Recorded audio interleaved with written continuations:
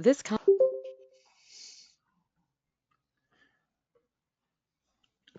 Boykin, good evening. Are you going to need some time this evening?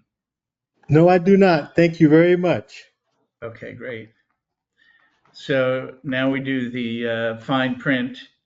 AnCan is grateful to the following sponsors for making the recording possible: Bayer Foundation Medicine, Janssen Myriad Genetics, Novartis, Telix, Blue Earth Diagnostics, and any of our members who decide to make a donation are also very much appreciated in the funds that help keep us around.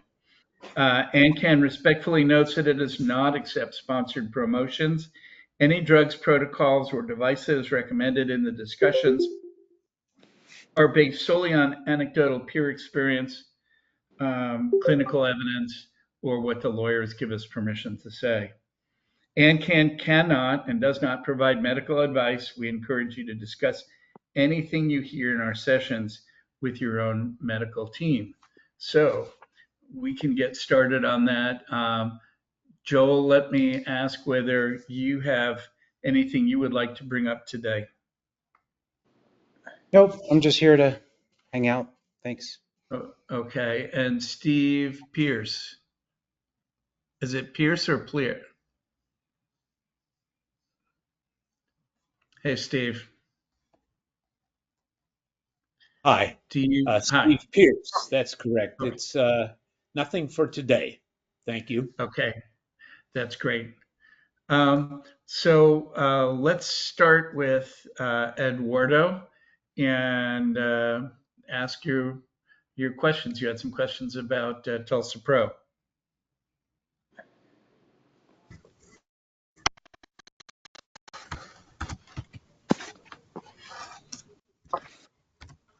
Eduardo, you need to unmute your mic if you can, or at least one of them.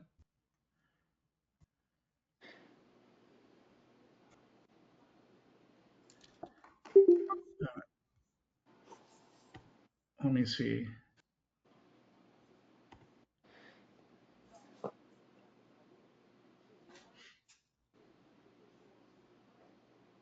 I think your speaker is off or the microphone is off. So we'll come back, let you try that again. If you want to try the dial in, we can try that again and see how that works.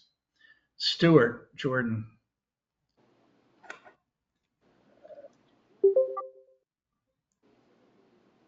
Hello? You want? Hi. Hello? Yes. Hi, Stuart. Oh, go ahead. Sorry about that. No, Eduardo. Eduardo. Sorry about this. Oh, you're okay. We'll get back to you. Telephone. I don't know why, but anyway. I just wanted to know if anybody has done the Tulsa Pro and if they have any commentary about how bad the side effects are. And that's pretty much. I'm trying to gather information because I have some 4+3, and that thing is being second opinion by TUF. I'm waiting for the results, and I'm also submitting the samples to Polaris, so to see the risk. I already had 2 genomic tests in prior years, and they came low risk. So, and I'm feeling pretty good in the plumbing section. So I'm kind of reluctant to do any treatment that may affect my condition. And that's why I'm just trying to do research on the Tulsa. And I'm still not, and I talk also to the doctor, and I'm still not convinced about the physics. They keep telling me that, oh, well, sound can be concentrated and blah, blah, blah. But I figure that things like in physics, the closest you have a source of energy to something, that it should get affected. So I'm thinking, well, most likely, probably the the urethra, if you go with Tulsa, the urethra is going to suffer regardless of how much or how, whatever they keep telling me that, oh, don't worry, no, we're going to concentrate the rays, like so many millimeters away and blah, blah, blah. And I'm thinking, yeah, but you still have to go through it. So and my brain keeps asking questions and trying to find, and then I had to download a bunch, to see the studies. Probably they have, at least I have to have at least five years, bare minimum of studies on Tulsa, I figure. So let me start and ask you a few questions here. How old are you, Eduardo? Right now, actually, this December, I'm going to turn 69. Okay, so you're 69 years young. And when you did the 4+3, do you know what percent of the lesion was 4? Actually, yes. Okay, here. Let's see. 4 plus 3, 7. Okay, the actual core, no, the actual size of the cancer that they found was 9 millimeters. It took 75% of the core. The core was actually like 1 point, let's see here, 1, 2, 3, 1, 2, 3.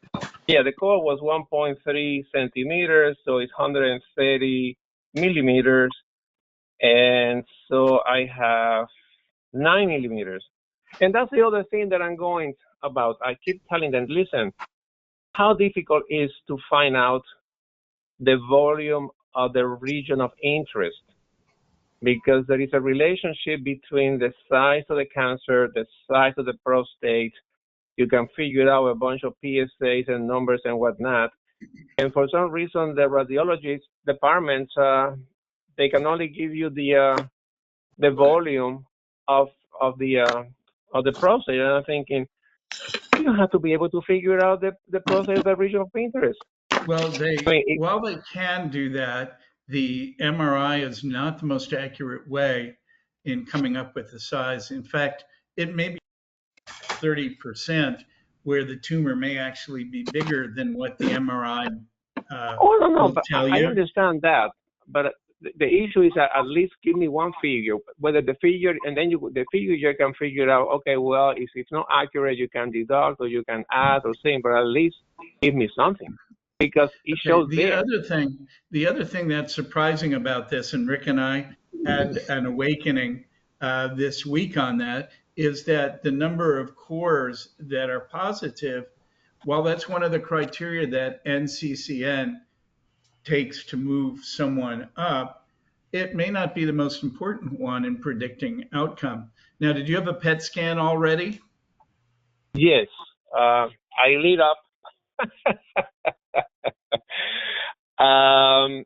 I guess that a lot of things takes glucose because it was all over the place. But however, they found, they found my prostate, and they found that yes, I have it there because it has been there since, I don't know, 2005. So I had I had the PCS, whatever that thing is, the PSMA test. Right. I have pretty much every test. And the disease was limited to the prostate at that point. It has always been. It's so interesting. Every radiologist says that, there's a sign of the capsule, that the capsule was breached, and it's not. I mean, they keep saying that, and it has never been, and because they have done also the micro ultrasound, and they see that I don't have anything sticking out of my prostate. But they like to say that. I mean, I don't know if they like to say just to scare you, or they don't know. I think it's more they don't know. These tests aren't exact.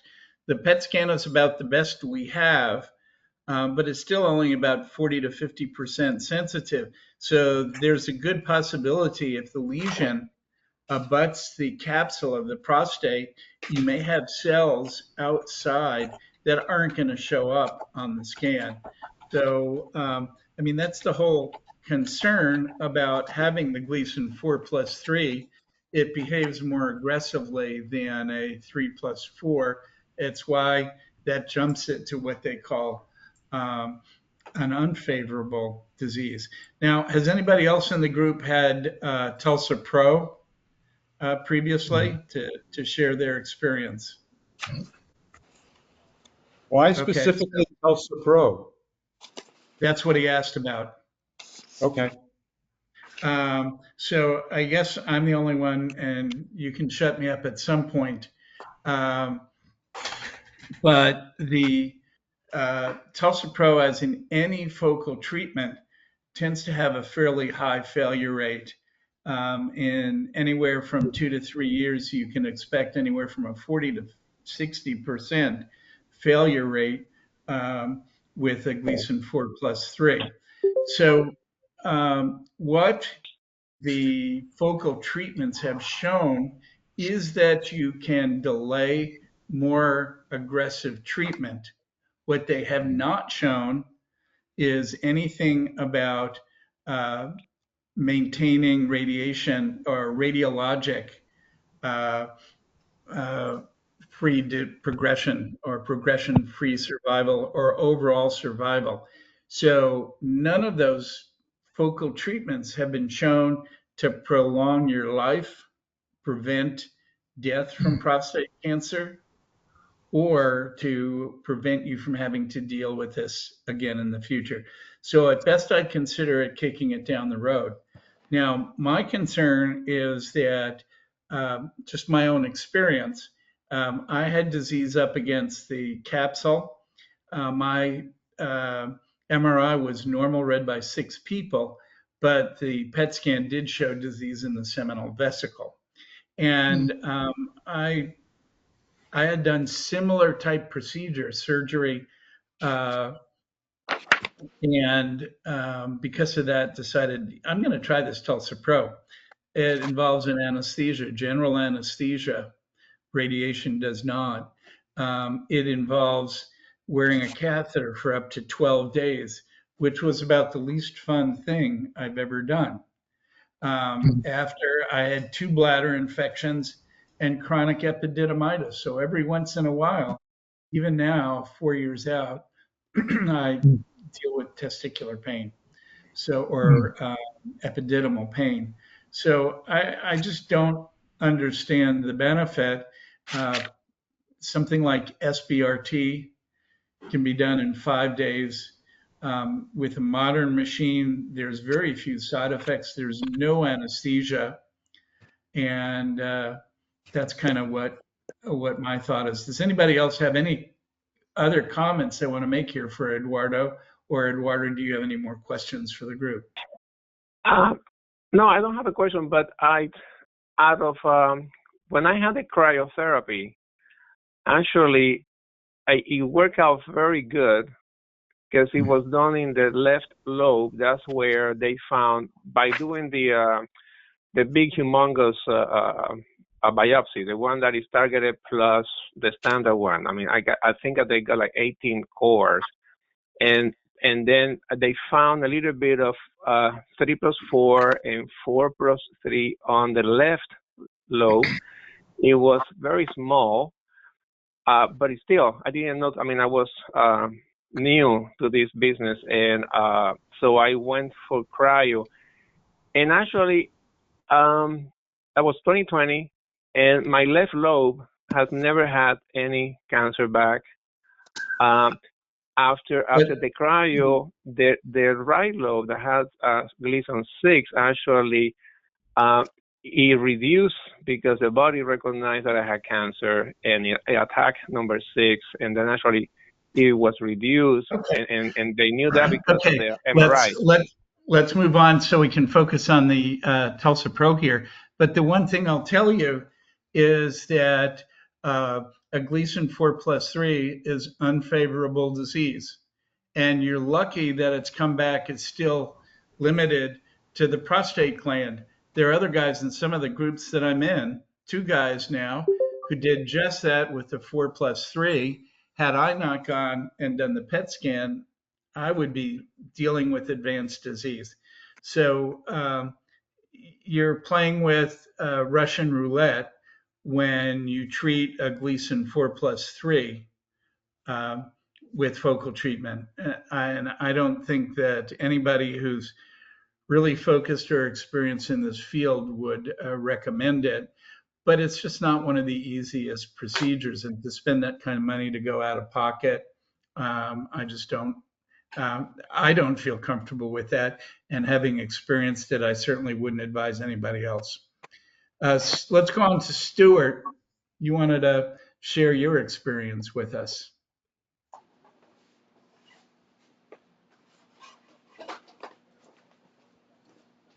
We can't hear you. I don't know if your mic stopped working. Is that Stuart on the phone? Stuart Jordan, no. Oh, Stuart, okay.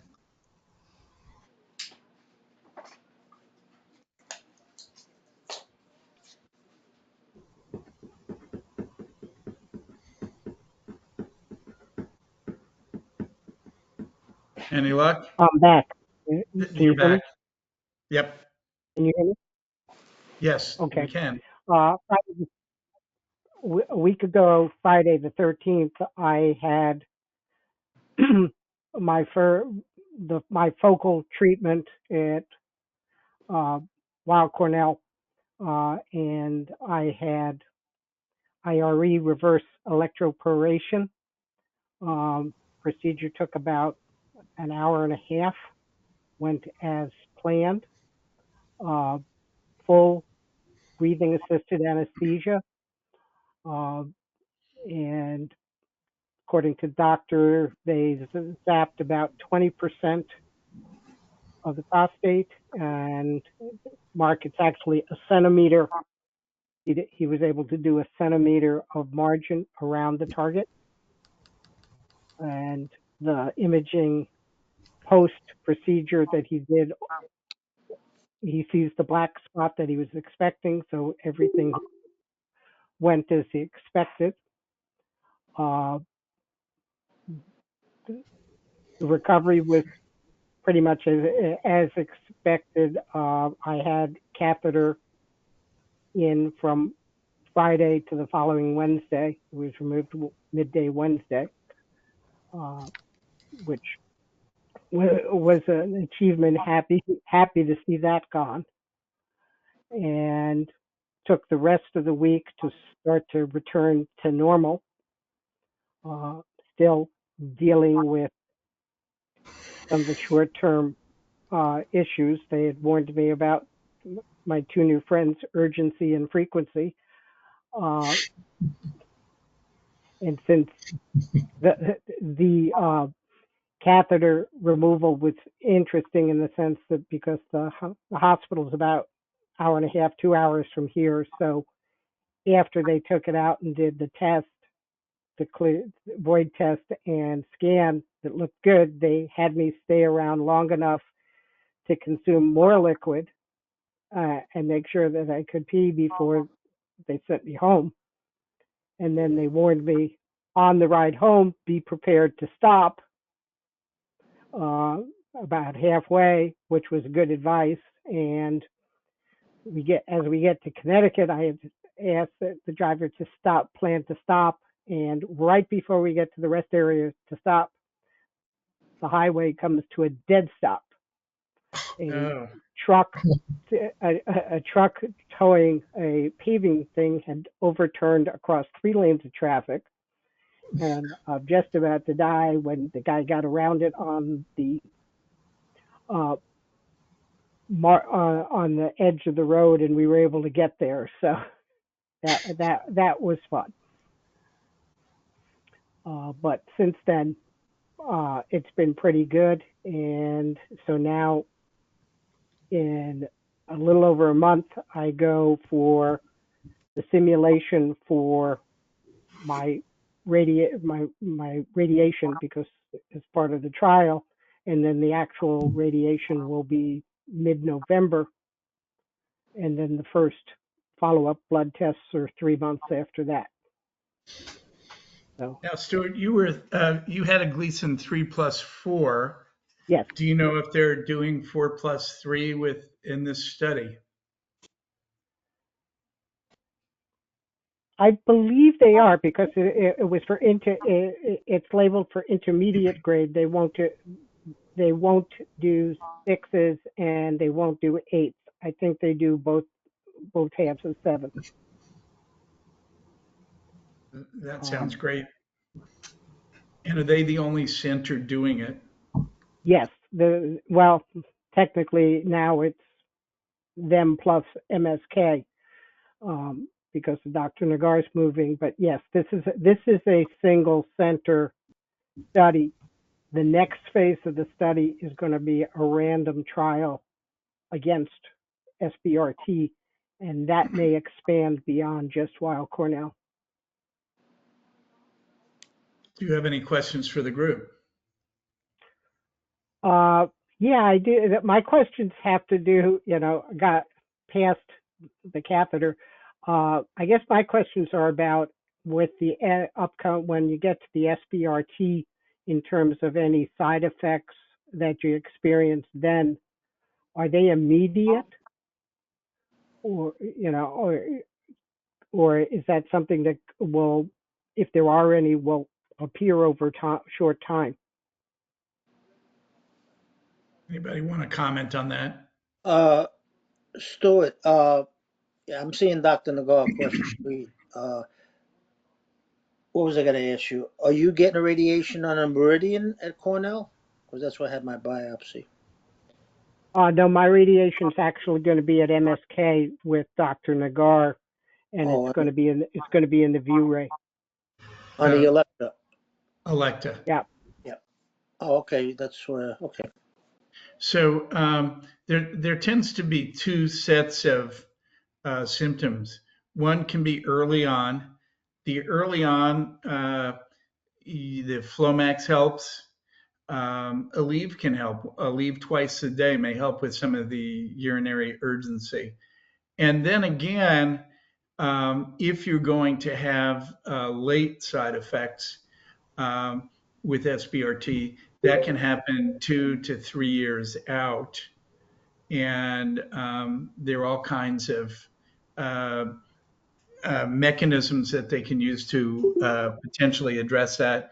I ended up having 2 weeks of significant urgency and burning that was about 2.5 to 3 years out from radiation. And Trental and vitamin E took care of that, and I took that for 2 weeks and back to normal. Most of the early side effects are going to be gone in 2 or 3 months. The late side effects may be you may be able to pick off with the Prostox test. So I don't know. I don't know what Dr. Nagar thinks about the Prostox right now. I know that in the past he hasn't been advising most people that that is necessary. I know that they're still using it at UCLA for SBRT. Mo, could I I comment? Oh, yeah. We'll just. Let Stuart finish, and then we'll get to you, John. Yeah. I actually had the Prostox before going into the trial, and it was negative for what that's worth. And they started me on Flomax coming out after the treatment, and it's their intention that I'm supposed to stay on it straight through the rest of the treatment. So are you going to be taking the train or driving into the city? How do you get to the city? I can do either. I was probably going to, honestly, what I've been doing for all of the stuff up till now is I've used Uber back and forth. Okay. So I don't have one of the things that my wife convinced me to do was to have an emergency kit in the car. So, and I kept on forgetting and putting it off, but man, I went to a presidential rally here in LA, and I left my emergency kit in the other car, and getting through security took far longer than I thought. Luckily, I had black pants on. The other thing that they do advise is probably when you're dealing with radiation therapy to avoid khaki pants. just in case. John, Yeah, I you was had just some. gonna. Yeah, I was gonna ask Stuart. Dr. Nagar told me he wants space shell. I'm sorry. Are you gonna get that? No, he's not doing it with the people in the trial because we're on reduced uh, Right, dosage. lower dose. Right. Okay, Paul, you're up next. Okay, couple of things. Not sure if I told you guys I'm gonna start treatment here in early November, mid-November. I've got a do a procedure, install the judicial markers and spacer. Here, let's see, a little bit later in October, then the planning, and then the 28-day treatment. Yeah. So. Along the way here, I got a prostate test, and that came up positive, meaning the 28 fraction, of course, it makes sense because I'm high risk for a late side effect issue. So there's that, and then also on a ArteraAI test. So anybody here has taken the ArteraAI test? The reason I got it because I had a, I'm sorry, go ahead. No, I was just asking, your voice comes in and out on this, so I was going to restate your question there. And Paul wanted to know if anybody has done the Arteria AI test. And were they planning on doing SBRT before you had the prostox that was No, positive? my Or yeah, the doctor I'm going to go get my treatment. He didn't when I talked to him early this year. He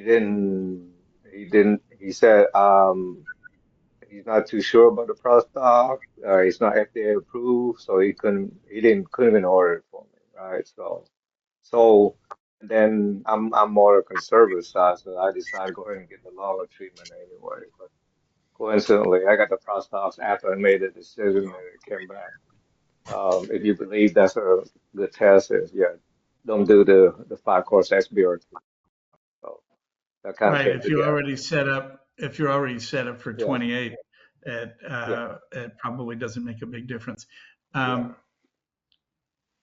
And with okay, regard to the Altera AI is so I also did the Decipher. So Decipher basically give you the risk uh for 15 years or 10-year metastasis, distant metastasis, and then the risk for mortality, but that's with treatment, whether radiation therapy or surgery, radical prostatectomy. So the Atira AI, the result came back. So my Decipher was low risk. The Atira AI a little bit higher. Um, but the question is that, for example, my mortality rate for 10 year was 2.1%, right? So where the Decipher was point 0.1 whatever. So Uh, So I actually sent a question to ArteraAI, the company, and I said, was this the number percentage with or without treatment? I'm thinking it's without treatment. So the ArteraAI also provide a little indication and say if I qualified for active surveillance, it came back and said, nope, you are not a good candidate for active surveillance.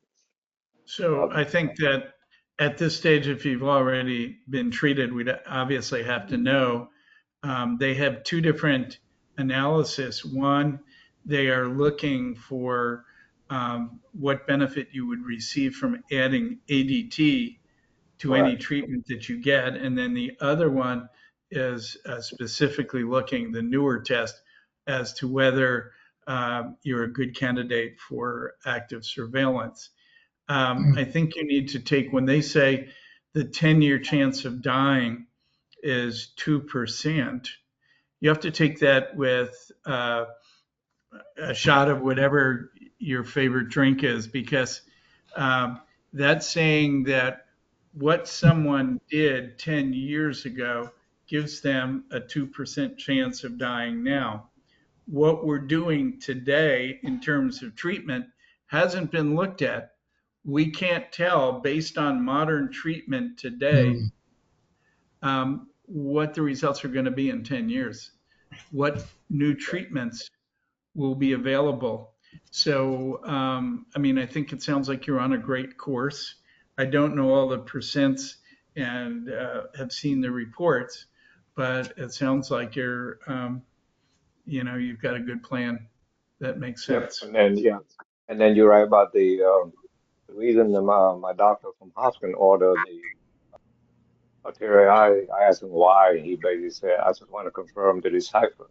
So, with given the topic of ADT, I both concur that ADT would not add benefit to my situation. Um, right. So that's sort of a relief because we don't obviously don't want that. Um, so the other thing, back to the spacer thing, I know, Mark, you're not a fan of Barrigel. So I did ask my doctor, what do you use, space or a Barrigel? And the answer was, well, generally, usually I use Barrigel. I think Barrigel is the one that I would recommend if you're going to do that. There is also the balloon, but I think Yeah. that depends on where the lesion is. And I think it's a discussion to have with the doc. And the best way to do that is not to ask, should I do this? Because we like to cover our butts when we're giving advice. If you ask, should we do this?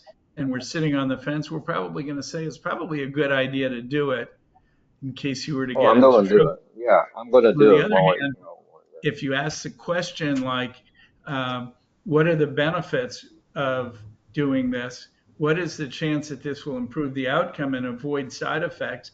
What are the risks of not doing it? Then I think it'll give you the information and you can make that decision rather than simply asking the doctor, what should I do?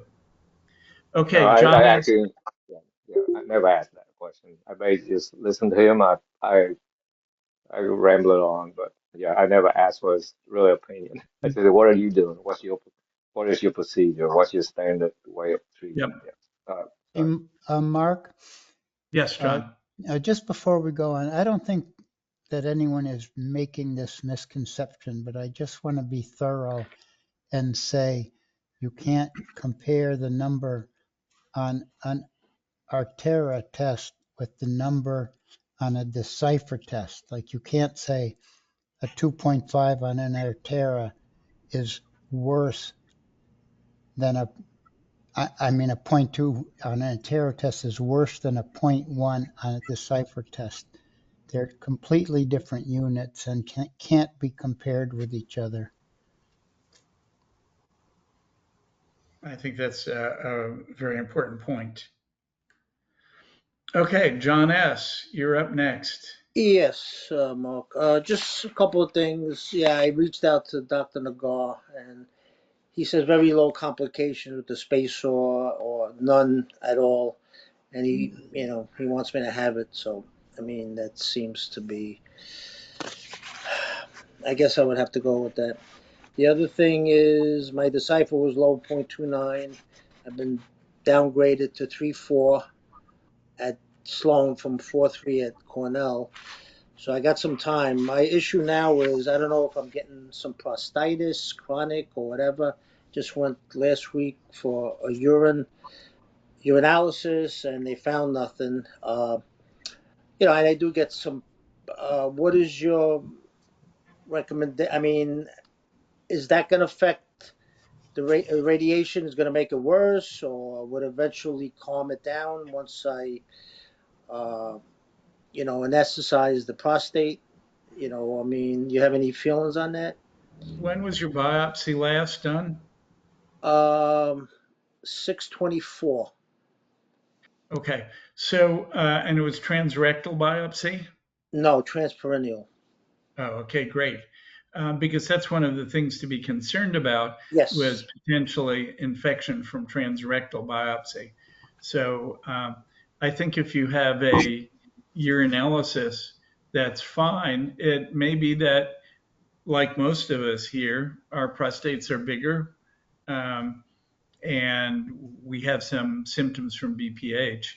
I don't know that unless there's a lot of pain on rectal exam, that they would necessarily wait, or that might it might affect what's going on with your treatment with radiation.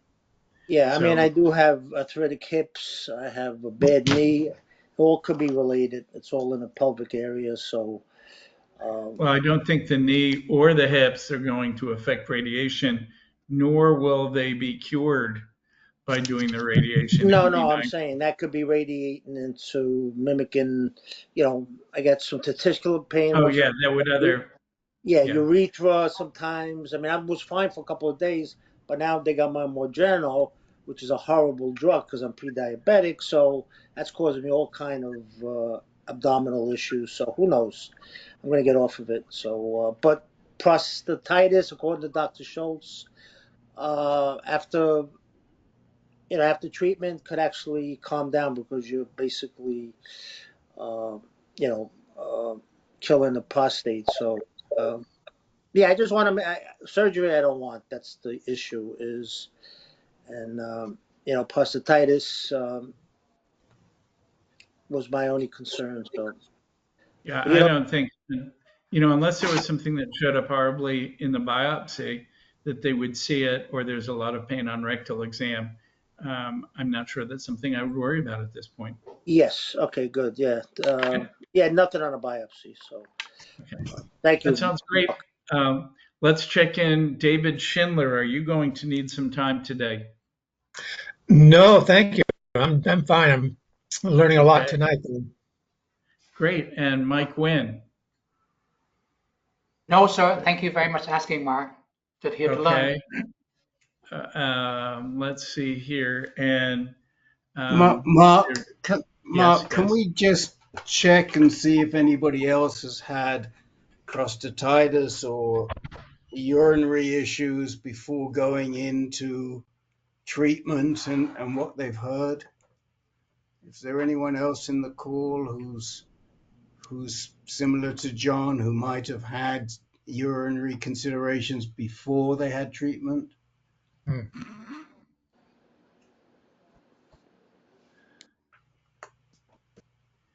Well, that's what got me to the docs originally, and it Yeah. didn't slow them down. But these were urologists, and you never know how gung ho they are to do a procedure. But and it was actually a whole lot better after I did the Tulsa Pro. Those symptoms. Yeah, cystoscopy. I think kind of. I don't know. That hurt. So who knows? After that, that's when I started getting uh, some pains down there. So who knows if it's related or what? So, thanks. I just wanted to add one thing before we go off of John. I wanted to make sure that tirzepatide, Mounjaro, make sure you got started off on the lowest possible dose. Yes. What dose are you taking? The lowest 2.5. They Okay, started me on Zempic, the lowest dose. okay. It's just a horrible. I'm pre-diabetic, so Yeah, just making sure that you can't the problem is I go was on down the far. Jardiance, and the Jardiance dump sugar into your urine, and that causes the UTIs I was getting. So it's anyway. So that's why they switched me over to that. So I might have to go on metformin. So, all right, thank you guys, appreciate it. Okay, Ripley Mo, did you have anything that you would like some time for today? Ripley Mo just left like Ah, 30 seconds ago. We'll have to see if he comes back. okay, Gene, do you need some time this evening? No, I probably need a lot, but this is my first attempt at a support group, and I'm just taking it all in and trying to see how the thing works. Well, normally what we do, we certainly don't force anybody, but for newcomers, we have you share your story, and it allows you to hook up with someone who might have a similar story to share or goals. And sometimes by asking questions, that can help you decide what questions you want to ask to your own physician. So if you like, we can go ahead and kind of get some of that basic information and see where things take us. Okay. Okay. Take a shot at it. One of my frustrations has been with urologists in general because their practices seem to be so narrow and unique that I've uh, had to keep changing to get where I wanted to go. I started with an enlarged prostate, I don't know, 6 or 7 years ago. I had a doctor say, well, a Urolift will fix that. So he put a Urolift in, which is plastic clips. Some of you may have experience with that. It broke inside me. And so I had another urologist come in and do a TERP to take it out. Unfortunately, he only got part of it out. So I had to have a third urologist do another TERP to get the rest of it out. And along the line, I was tested with a bit of prostate cancer on the edges of my prostate. And I've gone through 2 or 3 doctors, one of whom retired rather than treat me. Um, and I found out about this group because a week or so ago I went to a conference that my internist recommended, the Prostate Cancer Research Institute, which was just very informative, very useful. As a result of that, I have got on the calendar for Dr. Schultz's practice in the Marina because I think he will be, at least by reputation, the best of the lot. And my last urologist who stayed with me long enough to recommend some tests, which I did. He said, it's advancing, you should go to radiation. Let me refer you to this doctor for radiation. I asked a couple of questions of him, and he said, well, you should ask your radiologist that. Don't ask me, I'm not going to answer it, and left me alone. So, Okay. Gene, let's try and get some more specific information if I can. How old are you okay. now? Pardon How me? old are you now? Yes. 84, And where do you live? Redondo Beach, California. Okay, great. And when they did the biopsy, did they give you a Gleason score on that? That was probably 5, 6 years ago. They did, I'm sure. I have no idea what it is. And Okay. none of my recent tests seem to reveal that. And what kind of recent tests did they do? Well, I've had a PSA tests periodically. My PSA is up in the mid 20s at this point. And urology or urinalysis, I guess, I had several of those and lots of PSA tests. But that's about it in the meantime. Haven't had another biopsy because I'm untrusting of the pros and cons of that. So have you done an MRI at all to see if there's a lesion that may be significant? Yeah, I forgot to mention that. I did get an MRI recently, and it just said that it was spreading outside the prostate to a bone nearby. That's all I remember of significance from that MRI, which was done earlier this year. Okay. So while we'll open up to get some comments here, I think you're probably would find yourself in better company in the advanced group, and Rick can tell us exactly when that group meets if there's involvement of the bone. The PET scan may show extent of the bone, and at 84 and with disease outside the gland, surgery is not necessarily the way to go. Um, a bone lesion can usually be easily treated, and that may help you prevent some of the pain or risks of bone damage along the way. So, Okay, that's helpful to know. had you been in the other group already? This I have not. I didn't know whether I should be at the low risk or high risk group. So being an optimist, I picked the low risk group first. Well, it's not that we don't want you here. We'd love to have you come and visit, but luckily the people in this group have not had experience dealing with bone lesions and the like. I don't know if anybody has any comments they want to make to Gene. Or Gene, if you have any specific questions you want to ask. Yeah, I'll say a couple of things. First of all, you got lucky in one regard, Gene, because your Campesano, Dr. John Antonucci, is with us tonight. Wave, John. And Dr. John is leading the group tomorrow night for the high risk peeps. So please come by. It's the same time, the same place. No, it's not the same time. Sorry. Tomorrow's meeting will start at 3:00 Pacific, and Dr. John will be moderating. I'll be there, and we can kind of guide you once there is involvement outside the prostate. It is high risk, and we have to ascertain the extent.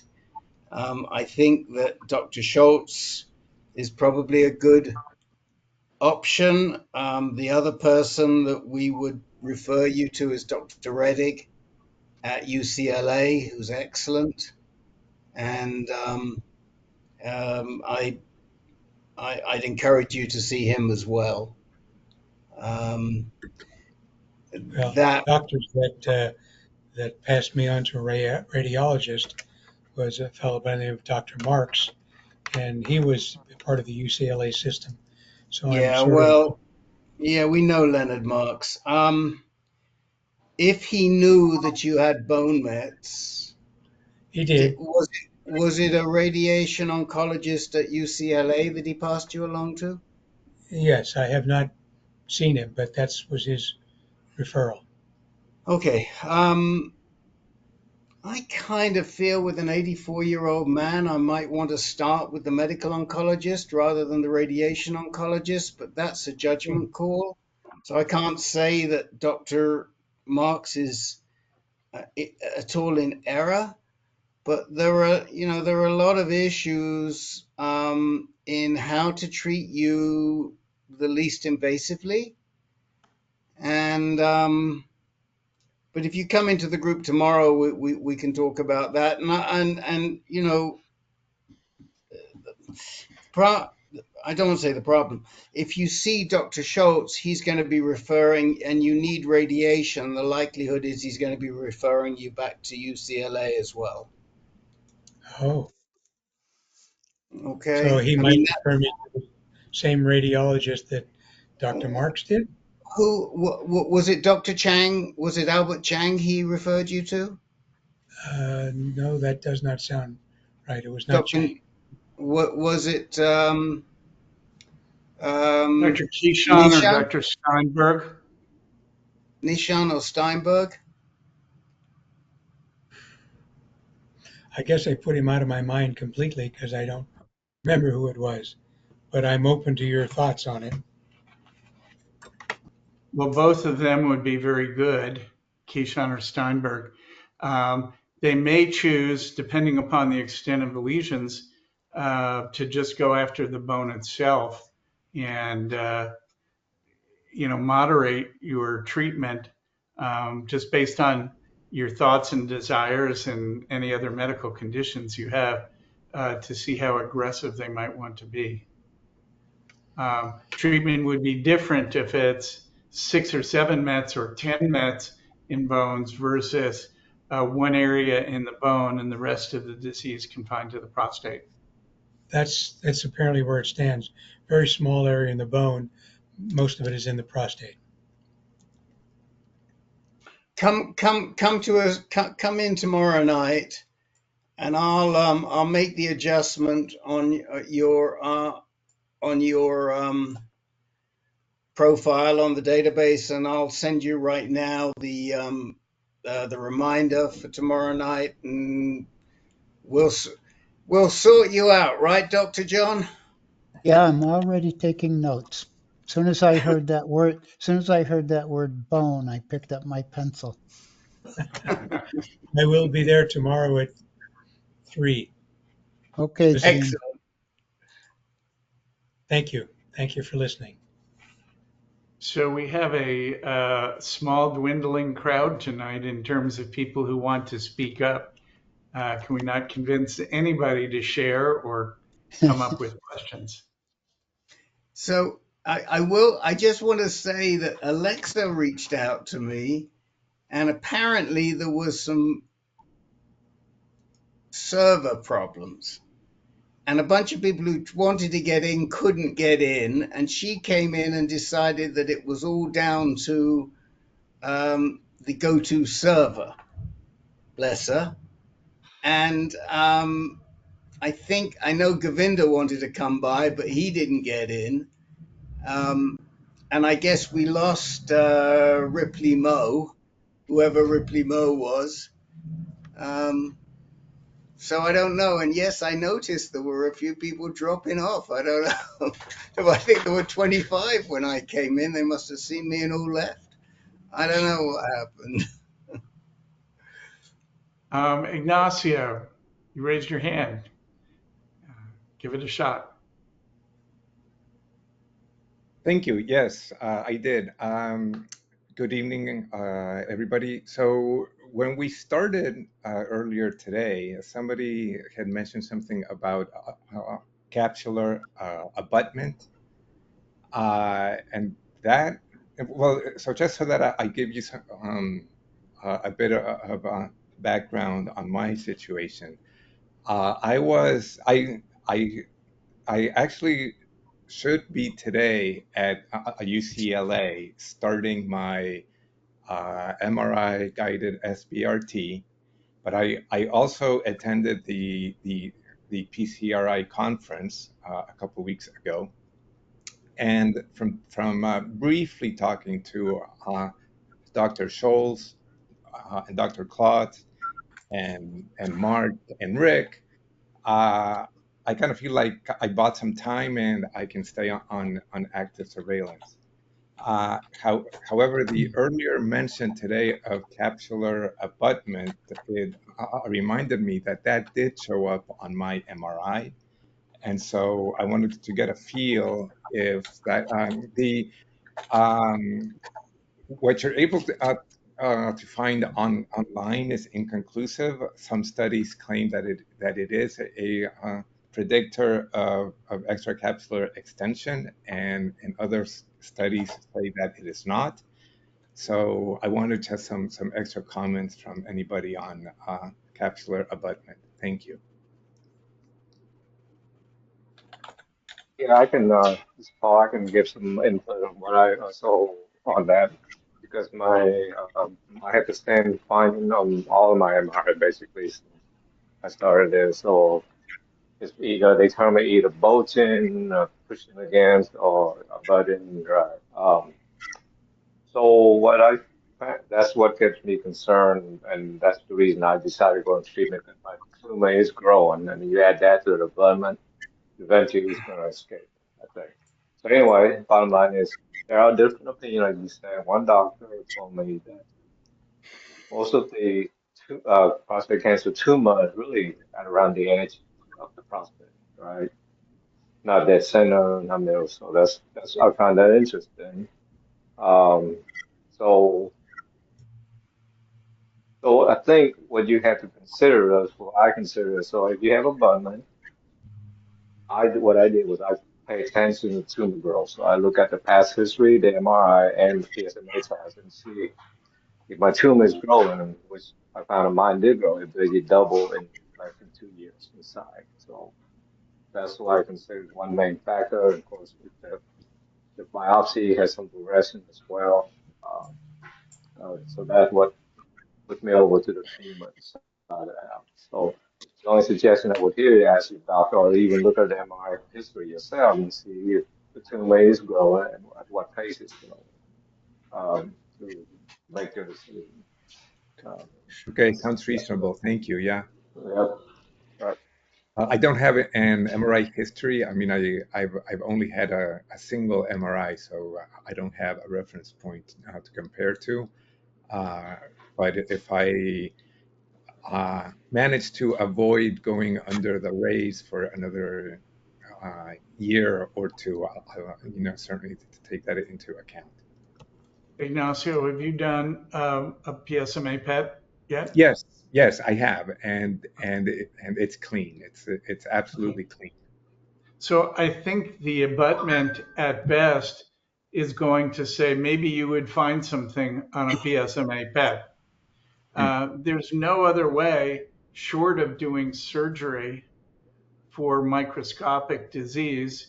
And if you have this microscopic disease, it can still be treated if it's found. So the important thing when one does active surveillance is that it's active. Oh, And if you maintain, frequent PSAs and monitoring and periodic MRIs, it isn't going to get out of hand. And if in fact there was disease outside the gland, it would be treated. Now, for people who choose to do radiation and SBRT, we don't know how many of them who had clean um, PSMAs actually had microscopic disease, and it's treated when they chose to do radiation. So they had it all along. So I don't think at this point, with a negative PSMA, that I would change your plan. oh, okay. Thank you, Mark. I Any appreciate it. comments on that, or Jim Schreit?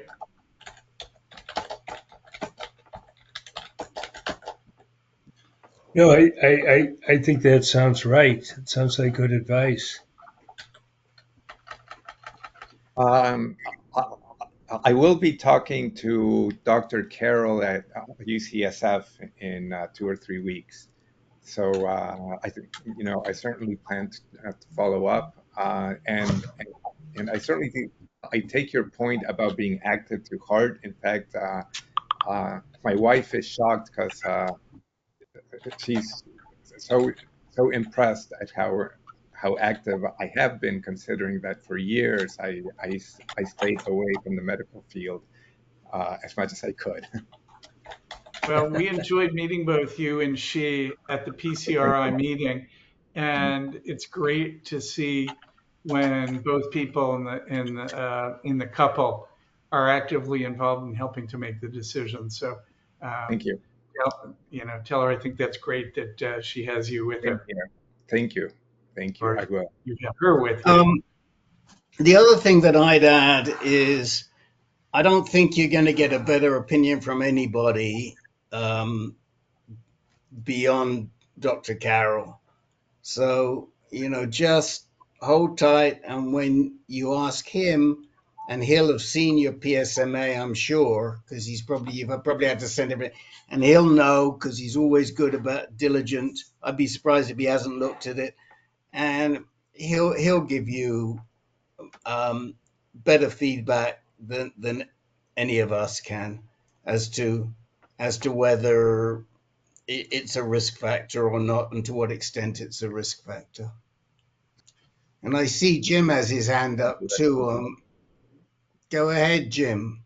I just wanted to comment that Dr. Carroll did my surgery back in May, and I could not be more pleased. I'm just so grateful. And again, thank you, Rick. Rick was the person that referred me to Dr. Carroll. I traveled there from Reno just for him, and I don't think you could be in any better hands, just in my opinion. Yeah. Thanks, Jim. Awesome. Thank you. Bringing up the note you asked me earlier, Rick, about taking the comments I made and putting it in the other newsletter, anything from that advanced group letter that ought to be shared with this group? Updates, interesting studies, or? Yeah, I usually, if there's anything that's suitable, I pass them along to Kiernan as I write them. There were two things I think from what I put out yesterday that will appear in the low and intermediate. I can't exactly recall what they were. I'd have to have a quick look and see. I'd have to have a look and see. Let's see. While I you're had it. doing that, Gene, if you have not yet signed up either at ancan.org or if you He want to has. put, oh, okay. I Great. checked. Yes, I checked. I sent you all a message. Gene's, Good. and I've already taken care of switching him.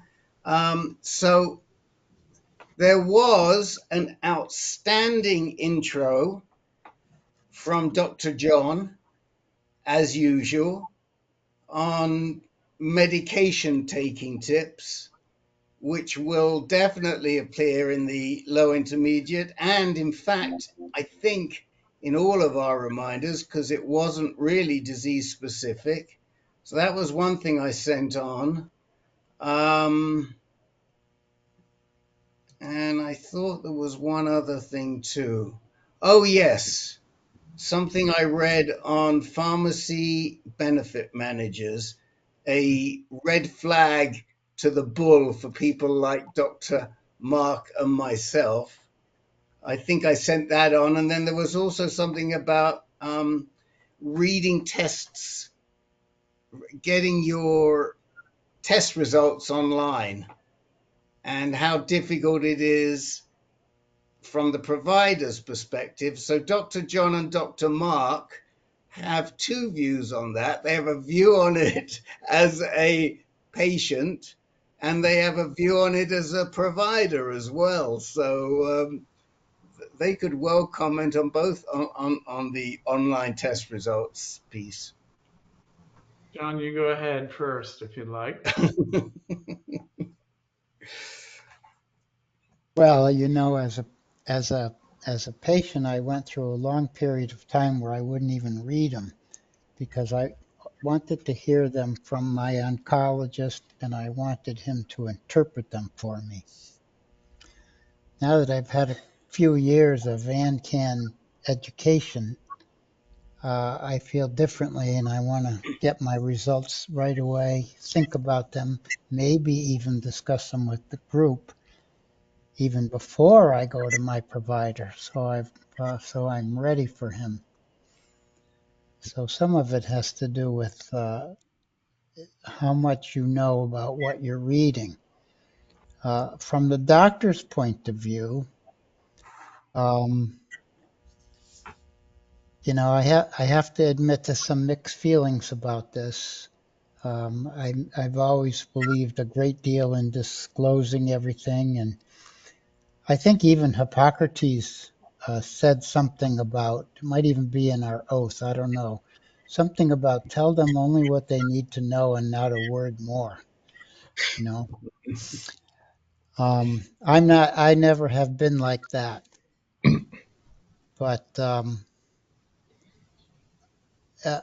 I guess if I had my druthers, I would like to go back to the days of being the one that presented the information to the person and had a discussion right there on the spot, rather than have them look things up in Google or spend weeks worrying and fearful because, you know, if it causes a lot of fear, what I have found is that people will often wait weeks until their next appointment to discuss it with me. And I said, well, call right away if you're panicking and need something to discuss. So I guess the bottom line is if you see something that really alarms you, go ahead and call and don't wait 2 months for your next appointment before you get a chance to discuss it.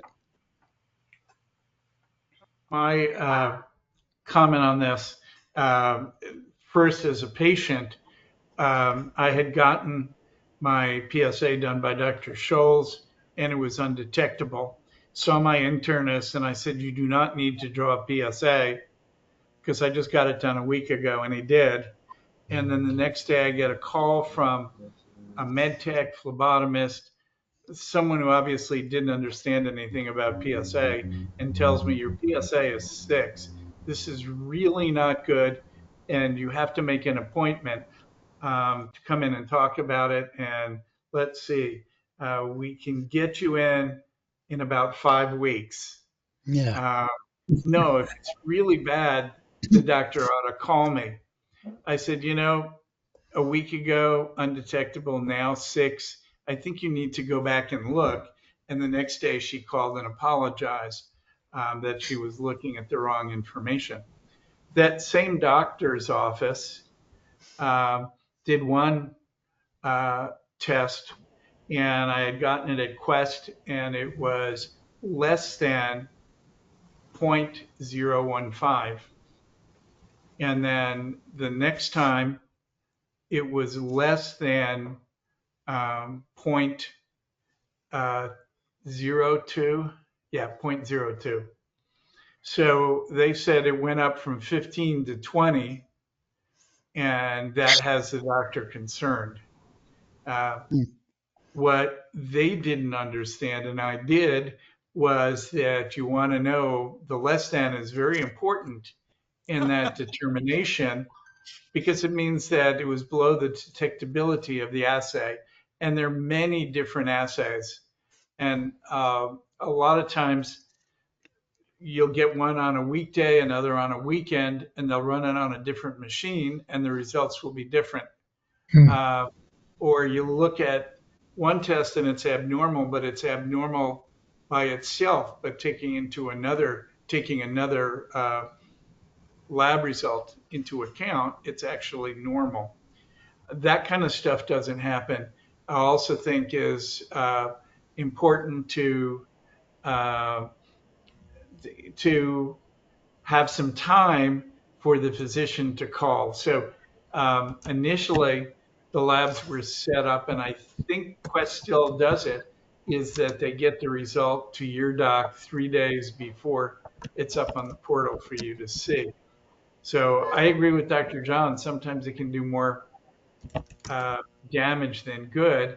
And even as a physician, if the person from the doctor's office who's calling is not up to speed, it's not going to make a difference. And luckily, with all those years of training, I know how to look at a lab result.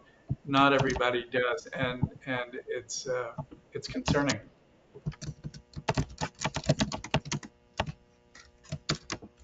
Anybody else? I was just thinking, Dr. Mark, that in your line of business, getting the test results correct was quite a big deal. Well, we particularly had that. I had briefly worked for Kaiser, and this woman had been sent in at least 4 times. And it always happened when I was on call for a DNC because she miscarried. And I had to tell them, you can't believe one single lab test to make that decision. You need a trend of labs that are abnormal to really know what's going on. Just like with us, a single PSA tells us almost nothing. We need to know what direction it's going in. And this lady has a beautiful child now. And I was put on probation for telling her that, no, I know that they sent you in here to have a DNC and a miscarriage, but I don't think that's something that we should do now. So knowing how to interpret it, knowing what the labs say, and I think unfortunately, more and more physicians are easily misguided to treat numbers and not patients. So they will look to the number first and, oh, I have a patient sitting here. What do I do about that? I think it's important that we stop and look and hear from the patient. You may go to the doc and they complain of some kind of problem, and the doc says, we'll do the test, and then they'll look at the results and tell you everything is normal. And it's kind of like, no, everything isn't normal. We wouldn't be here. I wouldn't make making complaints if it was all normal. So I think that's one of the things that it's harder and harder for medicine to keep up, really how to treat patients and not numbers and lab results. Just my bias. Mark, this is Causely. With regards to looking at the labs before, I'm one of those guys who stay clear of that. I really don't look at it. I like to go in and have a discussion with the provider as to what appears in the lab results. And I guess the lawyer in me likes to interrogate. And I've made multiple doctors mad because I've asked too many questions. In fact, one doctor said one day to one of his associates, oh, he wants to know everything. Well, of course I do. I would like to know everything. Yeah. I would like to know what you think is pertinent. And I would also like you to understand that there are certain things that may be pertinent to me that I would like to know. And so, I saved my review for that visit, and I annoy them as much as I can. I think that's, I found that patients who wanted to understand, but also were able to develop a trusting relationship so that they knew that they were being told honestly what we saw and had the ability to ask the questions were the ones who did best. The ones who just say, whatever you want to do, doc, or just give me a pill, make it go away. Those were the ones who did not do as well. So I think the outcomes are a lot better when you're engaged and informed and, and knowing what and why. I mean, we hear too many people who've gone one direction or another, and really we're not making informed decisions. So whether it's lab test or just the doc being bothered because you don't immediately want to do what they say, I think that's problematic.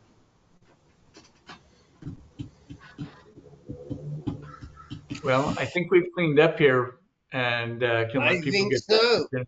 Well, but I see a couple of faces I haven't seen in a long time, like Dennis. Dennis, what the heck brought you back today? We haven't seen you for ages. Everything good in New York?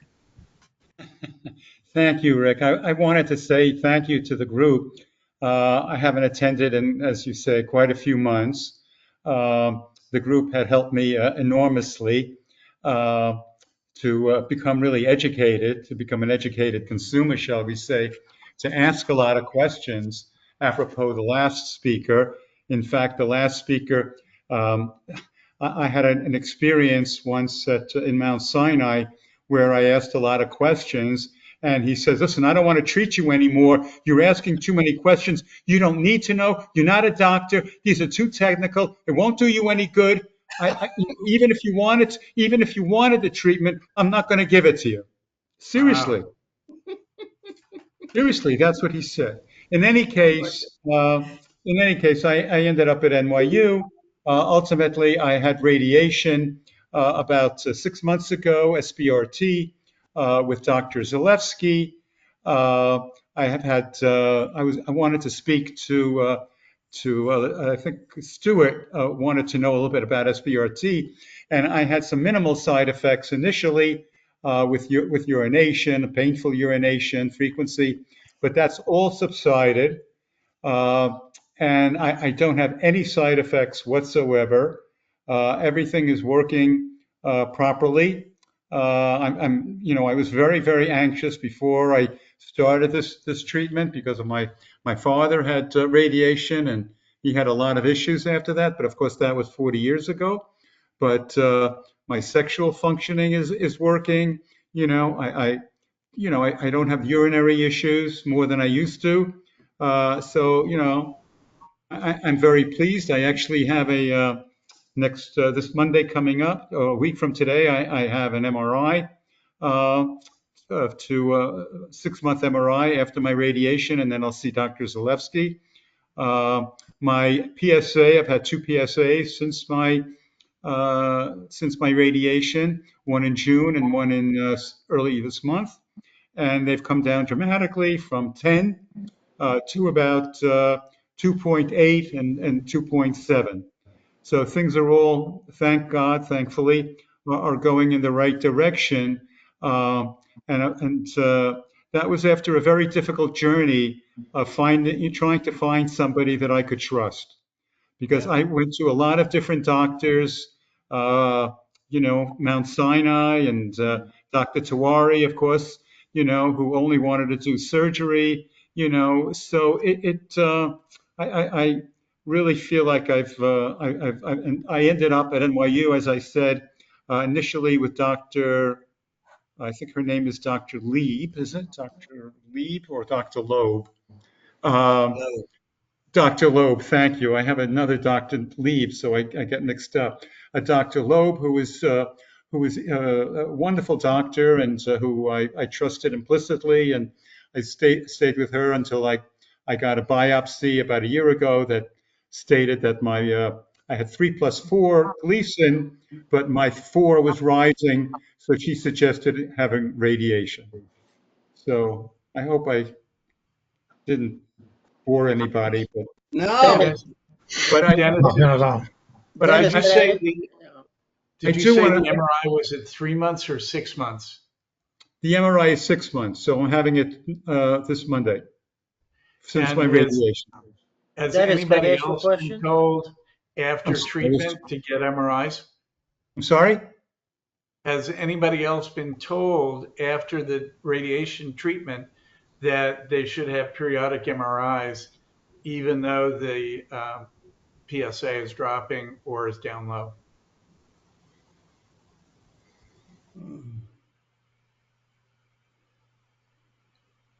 Okay. Well, I know Nope. that UCLA now on their SBRTs, they are recommending it.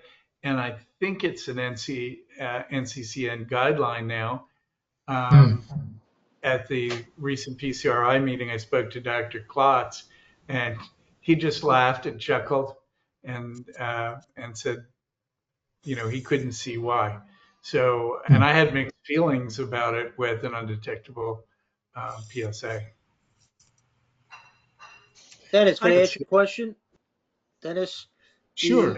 at Uh, at NYU, did you have the MRI Electra machine, Dr. Zelinsky, or was it regular CT CyberKnife? No, I had SBRT Yeah, with Dr. which machine? It wasn't CyberKnife. Yeah, okay, so because Zelinsky is now using the Electra at NYU Langone. So it must have been the Electra I'm MRI not. guy. I'm not 100% sure. I know there's someone else that I was referred to from NYU who does CyberKnife. I could tell you his name in a minute. Uh, his offices are by Lincoln Center. But I actually asked the question, to Dr. Zalewski, what's the difference between CyberKnife and SBRT? And he gave me a very vague answer. They're very similar as far as I understand. Yeah, no, because he left MSK to go run the Electra machine down at NYU Langone, and Dr. Nagar left Cornell to take over for him at MSK. I'm just curious which radiation you had at NYU Langone. I can find out. I'll see Did they Dr. put fiducial markers in you? Yes. Okay, so you had the CT guided. Okay. Rick, you had your hand up. Oh, you took it down. Oh, only because I wanted to point out to Stuart that the musical chairs that John just raised, but is the Electra machine an SBRT machine, or is it Well, like there's no it's it's in an MRI capsule, isn't it? The electro machine. Yes and no. It's the MRI component is a Siemens machine, so it may say Siemens on the outside. The linear accelerator is the Electa Unity machine. Um, SBRT is basically just immobilizing the area and treating with um, 5 sessions. Because it's an MRI guided, you don't need fiducials, and they're able to draw margins that are a lot smaller around the lesion. Um, People argue that, oh, MRI is wonderful. Well, it's not the MRI itself. It's that it's safer to cut the margins. The machines have ongoing monitoring since you're delivering the dose at a higher dose rate. If the structures move, the machine turns itself off. It also, the prostate can change in size and shape from day to day, and the artificial intelligence in those two machines say, wait a minute, there's something I don't like. Don't you want to change the plan to look like this? And it queries the team to say, yeah, let's make these modifications immediately, which the other systems don't. But you can have TrueBeam, you can have VMAT, you can have CyberKnife, and if they treat it in 5 sessions with the higher dose rate, that's SBRT. So SBRT is not the machine, it's how the dose is delivered. The Right. machine is either for MRI is either Electa Unity or Meridian by ViewRay. Right. So, and of course, Dr. Roach would say you don't need 5 sessions, you only need 4 sessions. Yeah. I just want to point that out. I want to pick on, because we're getting near the witching hour, I want to pick on one other gent who may want to say something we haven't seen in a while. Joel, have you been, I'm pretty sure I've seen you in the group before, like about 2 or 3 months ago. Is that right? Yeah, I haven't, I don't even think I've attended this group. I was dancing around. I haven't been in a group in a while. So yeah, I mean, for the rest of you, my name's Joel. I'm from Flagstaff, Arizona. Oh, it's Joel Axler. Yes. Oh Yeah. my gosh!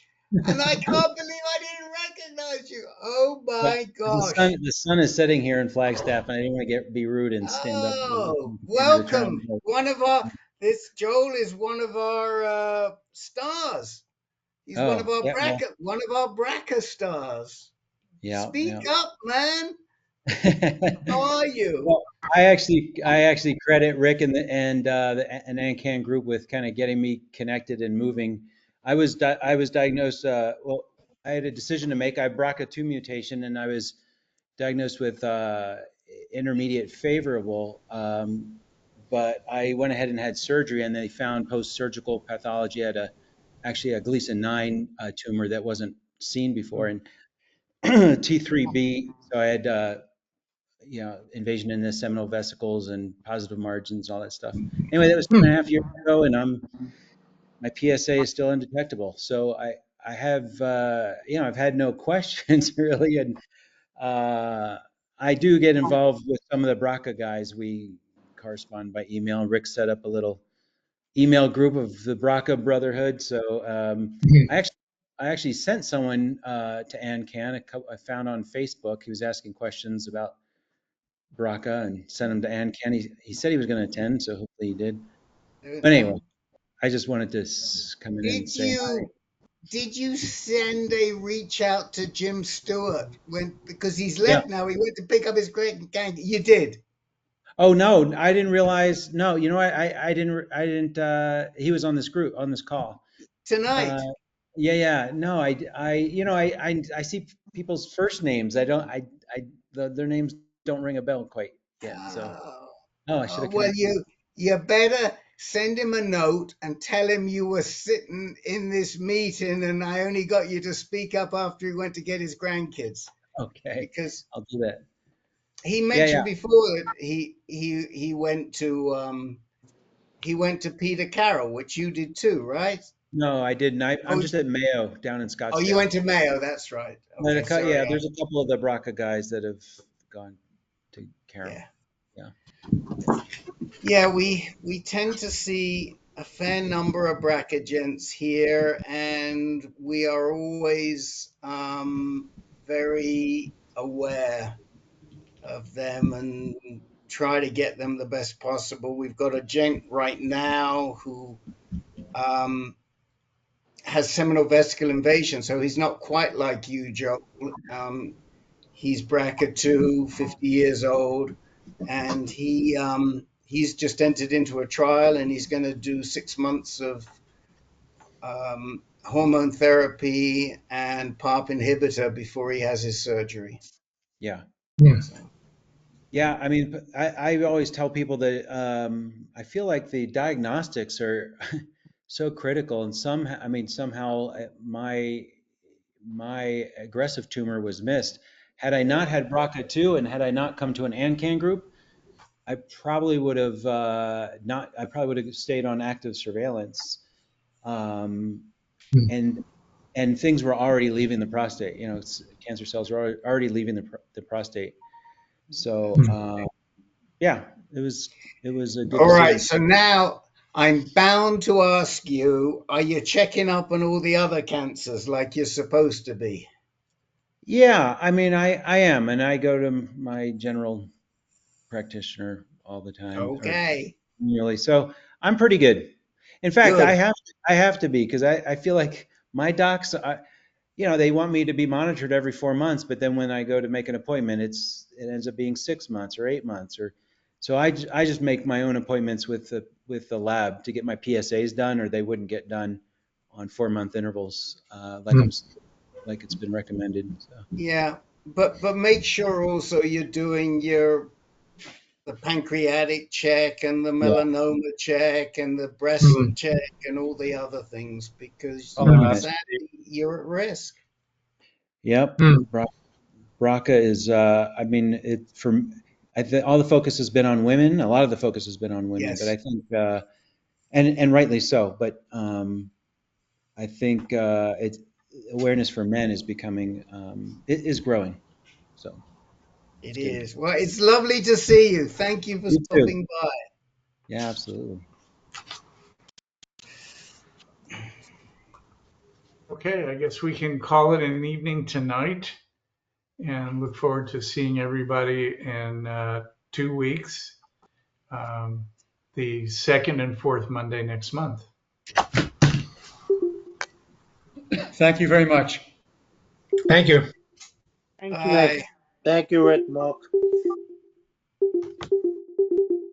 Thank you. Good night. Good Night, night, everyone. everyone.